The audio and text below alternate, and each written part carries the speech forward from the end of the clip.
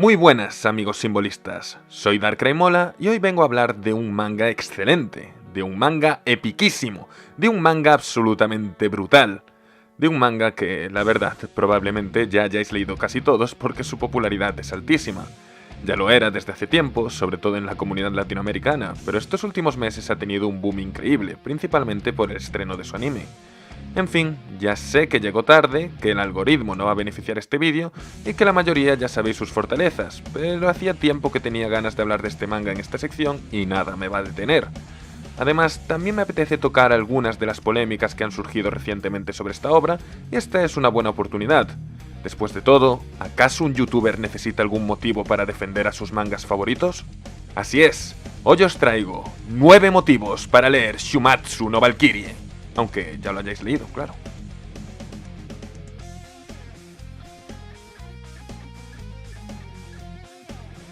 Fate, la franquicia hipermasiva basada en el concepto de invocar héroes y personalidades famosas de todas las épocas y ponerlos a pelear entre sí. Bueno, en eso y en convertir en waifus y lolis a todo el mundo, para bien y para mal. Si os va ese rollo, me refiero a lo de los héroes pegándose, no a lo de las lolis, es muy probable que este manga también sea de vuestro agrado. Shumatsu no Valkyrie, también conocido como Record of Ragnarok en Occidente, es una obra escrita por Shinya Umemura y Takumi Fukui, con Aji Chika a cargo del dibujo. Su publicación se inició en noviembre de 2017 y actualmente sigue lanzándose un capítulo cada mes en la revista Monthly Comic Zenon, por lo que sí amigos, esto es un seinen, con lo cual ya es automáticamente mejor que el resto de mangas de los que he hablado en esta sección. Ya sabéis que ningún shonen podrá estar jamás a la altura de un seinen, pues estos siempre tienen una profundidad y una complejidad que las obras para adolescentes jamás podrían ni imaginar. Nah, hablando en serio, me parece maravilloso que el primer seinen del que voy a hablar aquí sea un manga de puros piñazos y no una de esas cosas pretenciosas e intelectuales que le gustan a los elitistas. Es broma, Urasawa, te quiero mucho.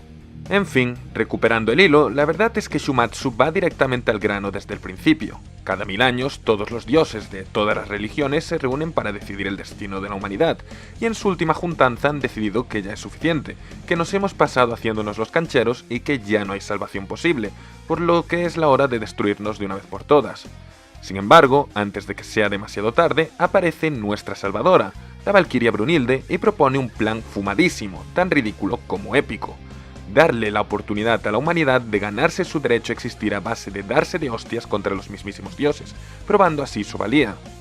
A los dioses les parece una tontería, como cabría esperarse, pero Brunhilde es una maestra de la manipulación, y como diría su mayor admirador, mi gran amigo Belce, todo cambia cuando ésta les aplica una vieja y legendaria táctica infalible: el «a que no hay huevos». Parece que los dioses son tan simples como los humanos y, tras semejante reto, todo se pone en marcha para el inicio del Ragnarok, el torneo que enfrentará en combates individuales a 13 poderosas deidades de todos los panteones contra 13 representantes de la humanidad escogidos de entre todas las épocas y lugares del mundo. ¿Cómo? ¿Que entre los 13 dioses hay una clara predominancia de la mitología griega y nórdica? ¿Cómo? ¿Que entre los 13 humanos hay 7 asiáticos, concretamente 4 japoneses? Bueno, la verdad es que se podría haber hecho un reparto más equilibrado con ejemplos más variados, pero eso no quita que los participantes sean individuos realmente interesantes, por mucho que la mayoría de fans occidentales nos veamos obligados a abrir la Wikipedia para saber quién está defendiendo nuestra supervivencia. Ah, sí, Raiden Tamemon, el famoso luchador de sumo, sí, he sido su fan de toda la vida. ¡Vamos Raiden, sálvanos a todos!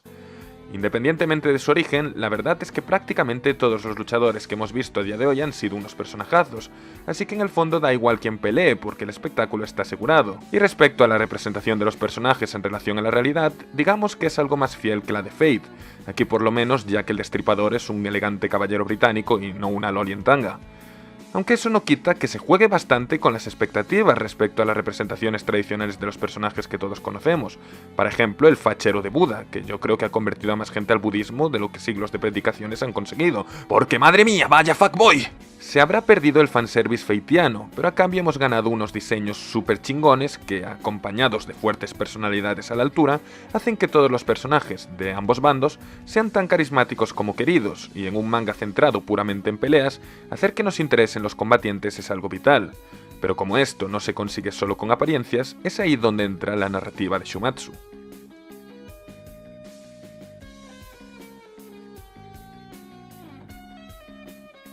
Aunque esto sea un manga centrado principalmente en peleas, que no se engañe la simpleza de la premisa, porque para que algo así funcione tan bien, hace falta una estructura muy cuidada. El Ragnarok es el torneo más impresionante desde el de Yu Yu Hakusho, así que si os gustan los arcos de torneo, sabed que este manga en su totalidad es un torneo, por lo que prácticamente todo el tiempo estaremos viendo combates. A mí personalmente me flipan los torneos, por lo que este manga me tuvo en su equipo desde el momento en el que lo conocí, pero entiendo que para quienes busquen una trama más elaborada esto no sea suficiente, aunque eso no significa que no tenga su interés narrativo. Shumatsu cuida muy bien el equilibrio entre lo que vendría a ser la historia y los combates. Si hubiese que definir su estructura, podríamos dividirla en dos partes. Por un lado tendríamos los momentos entre combates, donde se reflexiona sobre los resultados del combate anterior y se nos presentan a los nuevos luchadores, y por otro, las peleas propiamente en sí, que a su vez constan de su propia estructura interna. El manga presta especial atención a que nos familiaricemos con los participantes del Ragnarok para que podamos ver cómo a lo largo de todas sus vidas han estado esperando este momento, para que apreciemos cómo sus choques en la arena son la conclusión perfecta a sus viajes personales. Por ello, entre golpe y golpe, la obra utiliza constantemente flashbacks para que conozcamos el pasado de los combatientes, para que veamos cómo se convirtieron en los personajes de leyenda que ahora se juegan su existencia, porque recordemos que el alma de los que caigan desaparecerá para siempre de la más allá. Es verdad que, por lo general, suele hacerse más hincapié en las historias de los humanos, pues por obvios motivos se supone que son los personajes con los que más vamos a empatizar, pero eso no significa que los pasados de los dioses no cumplan su función, ayudando a caracterizarlos como esos obstáculos inamovibles que deben ser superados, o en casos muy concretos como personajes que también se merecen nuestra admiración hasta el punto de quererlos casi tanto o más que a nuestros representantes. Por eso, para mí el contraste entre el pasado y el presente está muy bien logrado, y más que sentirme molesto por la interrupción de la pelea cada vez que comienza un flashback, me siento lleno de hype por conocer la vida del luchador en cuestión y descubrir cómo el combate actual va a suponer la culminación de toda su evolución. A eso tenemos que sumarle que en general los flashbacks son muy interesantes por su forma de darle una vuelta a lo que sería la leyenda en el caso de los dioses, o la historia en el caso de los humanos, para crear tramas originales que encajen temáticamente con lo que está tratando de representar cada combate. Porque sí, cada combate de Shumatsu, más allá de ser el choque del hombre contra Dios, es también una colisión temática.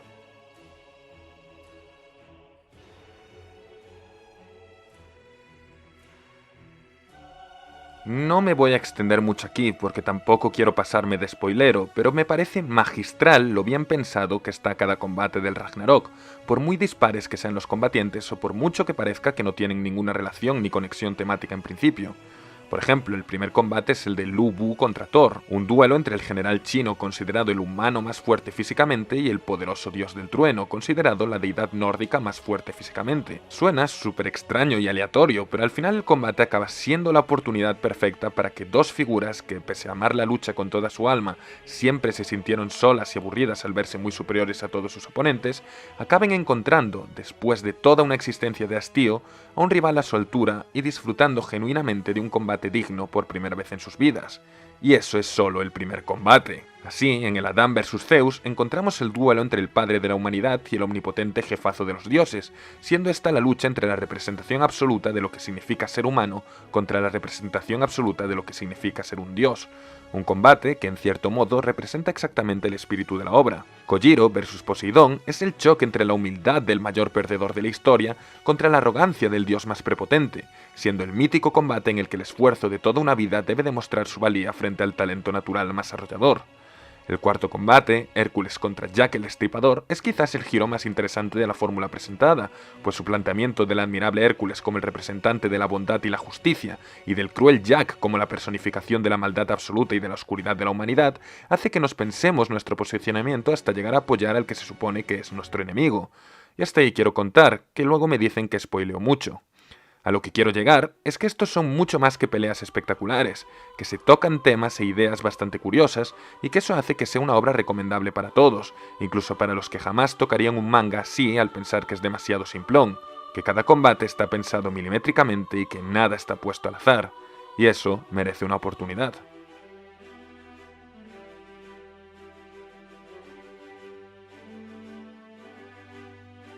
Vale, en este punto me voy a poner un poco macarrón, pero voy a decir algo que creo que compartirán todos aquellos que han leído Shumatsu. Este manga es muy emocionante, tanto que más de una vez me han salido las lágrimas leyéndolo. ¡Dios, Kojiro, qué épico que eres! ¡La madre que te parió, leyenda! Antes hablé de lo bien introducidos que estaban los flashbacks dentro del flujo de los combates, flashbacks que en muchas ocasiones están llenos de una gran carga emocional. La forma en la que estos desarrollan a los personajes es grandiosa, pero el nivel de emoción lo da, definitivamente, el narrador. Y no me refiero con esto al comentarista de los combates, Heimdall, que también le da su toque a los enfrentamientos, sobre todo en las epiquísimas presentaciones que definen a los personajes desde un primer momento. Hablo en concreto del narrador externo y omnisciente, el que nos narra los flashbacks y los pensamientos y sensaciones de los luchadores. Y aunque pudiese parecer redundante, lo cierto es que la forma en la que se conectan el pasado y presente se potencia hasta el extremo gracias a este narrador, que sabe elegir muy bien sus palabras para que cada frase esté cargada de puro sentimiento, enfatizando así todo lo que vemos y contribuyendo al epiquismo o dramatismo de la situación. Sin duda, un recurso muy bien utilizado. El narrador no es el único que contribuye a este efecto, pues si todo el manga es un torneo, hay un elemento que nunca puede faltar en este tipo de situaciones. Efectivamente, hablo de los comentaristas, esos que se sorprenden con cada movimiento e intentan predecir los resultados conforme la pelea se desarrolla. En el lado divino tenemos una serie de personajes recurrentes, como el mismísimo Zeus, Ares, Hermes, Odín, Loki, Shiva, Afrodita y esos tipos con el mejor trabajo del mundo, quienes son impresionados una y otra vez por la habilidad de los humanos. Sin embargo, para mí la mejor parte está en el lado del público humano, un público que reúne a personajes de todas las épocas y en el que se hace énfasis dependiendo de quién esté luchando. Es muy curioso ver a la gente que conoció en vida a algún luchador reaccionar a cómo su amigo está dándolo todo para salvar a la humanidad. Por ejemplo, la eterna confianza y lealtad del ejército de Lubu hacia su general es conmovedora, pero el desprecio de toda la gente de Londres hacia Jack el Destripador, alguien que se supone que debería representarlos, es sorprendente.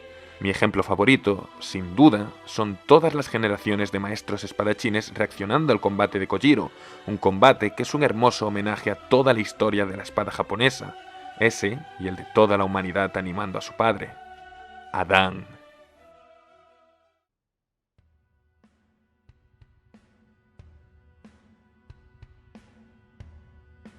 Aunque para mí el mejor personaje de la obra sea Kojiro, es una realidad que el más representativo de esta es nuestro progenitor, el primer ser humano de todos, Adán. Su epiquísima pelea contra Zeus rompió el internet y le dio fama mundial al manga, incluso mucho antes de que saliese el anime. Para pruebas, solo hay que ver la cantidad de raps de Shumatsu que nacieron a partir de esta, algunos verdaderos temazos. ¿Qué pasa? Me gustan los freaky raps, Keyblade es mi segundo padre después de Adán, ¿está claro? Siendo sincero, Adán me parece un personaje cuyo mismísimo concepto es una locura. Pensadlo un segundo. Estás desarrollando a este personaje, al primer humano, aquel que se supone que nos debe representar a absolutamente todos, a alguien con el que se busca crear una sensación de respeto y admiración tan grande que todos los lectores lo identifican al momento, aunque sea de forma simbólica, como su padre. ¿Os dais cuenta de lo difícil que es conseguir una hazaña así? Y sin embargo, los creadores de Shumatsu lo lograron con creces. Adán es uno de los personajes con más presencia que he visto en toda mi vida, desde su entrada a la arena homenajeando al Jardín del Edén y a la pintura de Miguel Ángel en su Capilla Sixtina, pasando por su actitud ante las divinidades, no de odio o rencor, sino de indiferencia. Que lo primero que veamos de él es que se está comiendo una manzana en la cara de los dioses es toda una declaración de intenciones. Su flashback subvierte el clásico relato de la manzana de Eva para mostrar la crueldad de los dioses y la forma en la que Adán decidió que era mejor irse del paraíso que seguir dependiendo de los caprichos de estos seres tan egocéntricos, convirtiéndolo así en un personaje tan badass como respetable. Su pelea contra Zeus, como dije antes, una deidad representativa de todos los dioses, es una absoluta maravilla, una metáfora de cómo la humanidad puede plantarle cara a los que se suponen que lo rigen todos sobre ellos. Ya no es solo que temáticamente sea excelente, sino que la coreografía, las técnicas, el dibujo, la intensidad, los comentarios de toda la humanidad pendiente del esfuerzo de su padre, todo en ello hace que sea, y ahí va la sentencia hiperbólica del día, uno de los mejores combates de la historia del manga. No voy a destripar su conclusión, pero de nuevo quiero destacar lo hermoso que me parece la forma en la que la comunidad de Shumatsu siente una especie de patriotismo humanitario global cada vez que Adán es mencionado. Sonará flipado, pero es como si realmente lo sintiésemos como nuestro padre, como alguien que lo dio todo para protegernos, aunque sea en una obra de ficción. Y haber conseguido escribir a un personaje así también merece nuestra admiración.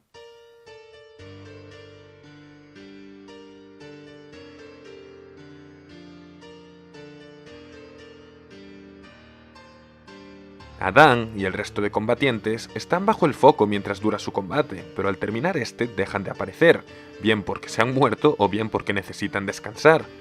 Por eso, si tuviésemos que hablar de quién es el verdadero protagonista del manga, este tiene que ser un personaje cuya presencia se extienda desde el principio hasta el final, contribuyendo a la historia a lo largo de todos los combates y no limitando su participación a uno solo. Por eso, para mí resulta obvio que la protagonista indiscutible de este manga es la Valquiria Brunhilde, aquella por la que se organizó el torneo del Ragnarok en primer lugar.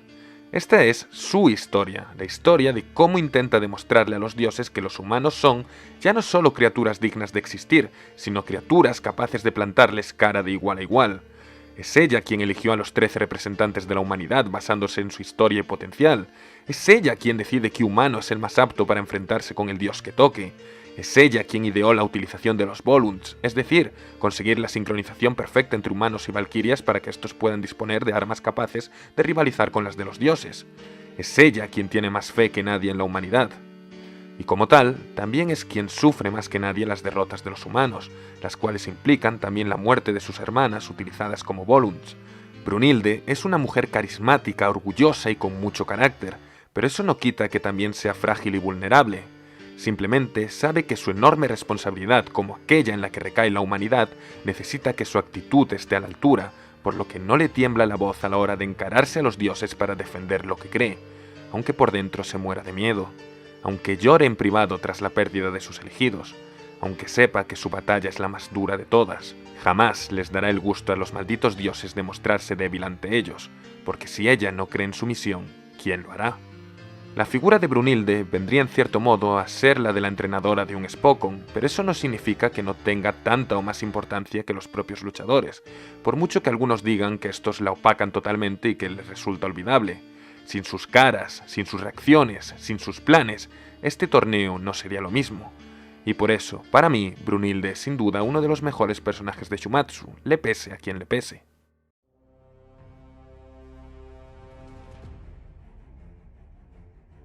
Me estoy empezando a acostumbrar a que este sea un punto en todos los 9 motivos, pero es que claro, si solo recomiendo mangas con dibujazos es lo que toca. Como siempre, en este punto dicen más las imágenes que mis palabras, así que ahí podéis ver con vuestros ojos lo impresionantes que son los combates del Ragnarok. Las dobles páginas, los trazos gruesos, la deformación de los rostros y cuerpos con los golpes, la lograda sensación de movimiento, el dinamismo y la contundencia. Siendo este un manga basado en combates, lo natural es que estos sean su principal fortaleza. Lo que no es normal es que, habiendo 6 combates hasta el momento de la publicación de este vídeo, haya ya 3 que podrían entrar perfectamente en cualquier top de mejores combates del medio, tanto por su narrativa como por su dibujo. Ya hablé antes de la locura que es el Adán vs Zeus, pero lo de Kojiro con Poseidón o lo de Jack contra Hércules tampoco se queda atrás. Otro aspecto que siempre valoro positivamente es el ritmo, y sabiendo que aquí casi todo el rato estamos viendo combates, tampoco es que haya muchísimo texto que frene nuestra lectura. Lo más denso serían los flashbacks o los momentos en los que hay muchos comentarios del público, pero en general suele ser bastante llevadero, así que yo diría que el resultado es positivo. Además, el espacio entre combate y combate suele limitarse a un capítulo 2, por lo que la acción frenética no se hace esperar. Definitivamente puede que ya estemos ante el mejor torneo del manga, pero es que lo mejor aún está por llegar. ¡Dios, espero mucho de ti, Leónidas!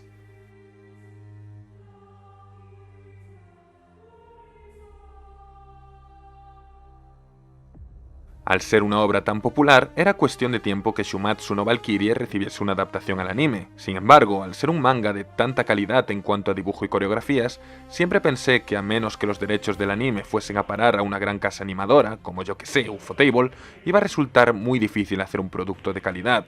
¿Os imagináis el combate de Kojiro con el agua dibujada como la de Kimetsu no Yaiba? ¡Dios! Eso sería hermoso. Bueno, el pasado junio se estrenó el anime de Shumatsu, una producción de Netflix realizada por el estudio Graphinica, bastante más humilde de lo esperado. La verdad es que desde que salían los trailers ya se veía venir bastante por dónde iba a ir la cosa, pero bueno, digamos que el resultado no fue tan malo como muchos dicen. Para criticarlo se usa mucho el término presentación de PowerPoint, y bueno, no anda desacertado, pues es verdad que la animación no es tan fluida como se merecía y que en general todo se compone de planos estáticos o con ligero movimiento. A modo de compensación, el dibujo está muy logrado y prácticamente cada frame es un calco de cada panel del manga pero con color, por lo que si le sumamos la preciosa banda sonora y las actuaciones de voz, puede acabar siendo una experiencia muy disfrutable. Sí, es un hecho que el manga es un producto muy superior al anime. Por algo os estoy recomendando el manga en vez del anime, vamos a ver. Pero creo que fue una adaptación bastante funcional y que puede merecer la pena para la gente que ya ha leído el manga y quiere rememorar sus momentos favoritos. Por eso he incluido este punto, porque igual hay personas que después de escuchar los puntos anteriores dicen «Ah, está interesante, pero hay anime, ¿no? Mejor me veo eso». Sinceramente, creo que es mejor que el primer contacto con Shumatsu sea con su material original, el manga. Pienso que tiene más impacto y logrará mejores sensaciones que el anime en un público primerizo, pero bueno, solo es mi opinión.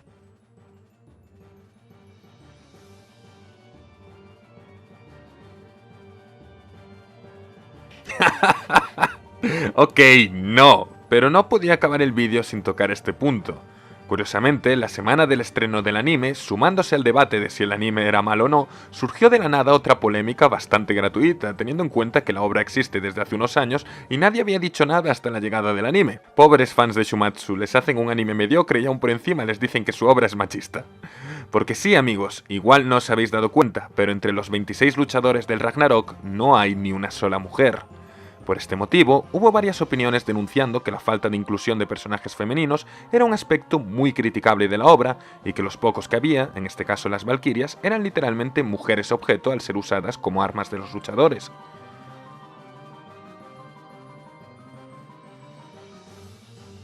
No, no voy a jugar la carta de ¿para qué quieren más mujeres si la protagonista ya es una mujer? Tampoco voy a hacer la de ya existe un Shumatsu de mujeres, Majo Taisen. Dios, el anime de Shumatsu le hizo más publicidad al manga de Majo Taisen que al manga de Shumatsu, madre mía.